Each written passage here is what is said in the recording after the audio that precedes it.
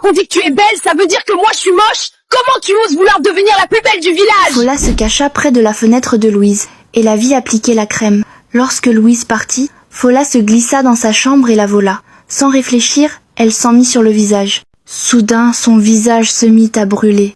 La douleur était insupportable. Elle cria et courut se laver le visage, mais il était déjà trop tard. La crème détruisit la peau de Fola, la laissant brûler et profondément abîmée. Lorsque Louise rentra à la maison et vit le visage de sa sœur, elle fut bouleversée.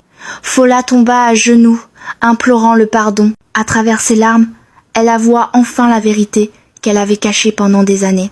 L'accident qui avait marqué le visage de Louise n'était pas un accident. La vérité changea tout. Fola pleurait comme un enfant blessé. Son corps tremblait tandis qu'elle serrait Louise très fort contre elle, refusant de la lâcher. La douleur de son visage brûlé n'était rien comparée à celle qui déchirait son cœur. Leurs parents restaient figés, incapables de parler. Ils n'avaient jamais vu Fola dans un tel état. D'une voix tremblante, elle avoua tout. Elle expliqua que, lorsqu'elles étaient petites, elle se sentait aimée et spéciale, parce qu'elle était l'aînée. Tout le monde l'admirait. Mais lorsque Louise naquit, belle, douce et calme, l'attention commença à se détourner. Les gens louaient la beauté de Louise, sa gentillesse, sa douceur. Fola confessa que la jalousie était entrée dans son cœur comme un poison. Un jour, elle plaça une marmite d'huile chaude en haut d'un placard et envoya la petite Louise la descendre, sachant parfaitement ce qui allait se passer. « Je voulais que sa beauté disparaisse », sanglota-t-elle. « Je voulais être la seule que l'on admire. » La cour devint silencieuse.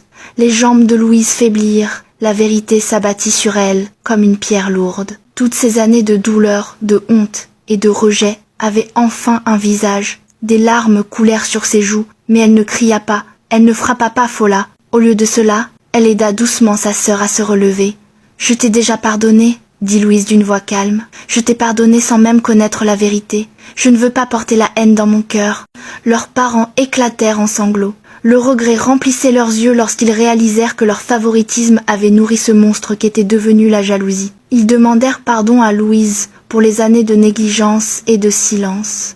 La nouvelle se répandit rapidement dans le village. Ceux qui autrefois admiraient Fola l'évitèrent. En apprenant ce qu'elle avait fait à sa propre sœur, leur admiration se transforma en dégoût. Les hommes ne venaient plus la voir. Elle resta enfermée chez elle, couvrant son visage abîmé, vivant dans la honte et le regret. La vie de Louise, elle, changea lentement mais magnifiquement. Joseph resta à ses côtés à travers tout. Un soir, assis sous un manguier, Louise lui révéla la vérité sur la crème. Elle s'attendait à voir de la peur ou de la déception sur son visage. Mais Joseph se contenta de sourire. « J'ai vu ton cœur avant de voir ton visage, » dit-il. Il se pencha vers elle et l'embrassa doucement sur les lèvres. À cet instant, Louise ressentit une étrange libération. Plus tard, en se regardant dans le miroir, elle réalisa quelque chose d'extraordinaire. La crème n'était plus nécessaire. Les cicatrices étaient toujours là, mais elle ne la définissait plus. La confiance et la paix vivaient désormais dans son regard. Joseph demanda officiellement la main de Louise en mariage. Cette fois, il n'y eut ni cri, ni honte. Tout le village se rassembla. Louise marcha fièrement, non plus comme une fille cachée, mais comme une femme qui avait survécu à la douleur et choisi la bonté. Fola observait de loin, les larmes aux yeux. Elle vécut le reste de sa vie discrètement, portant le poids de ses choix. La beauté l'avait autrefois rendue orgueilleuse, mais la jalousie l'avait détruite. Louise et Joseph monstruisirent un foyer paisible. Ils eurent des enfants à qui ils enseignèrent l'amour, l'équité et l'humilité. Louise n'oublia jamais son passé, mais elle ne le laissa pas empoisonner son avenir. Leçon morale.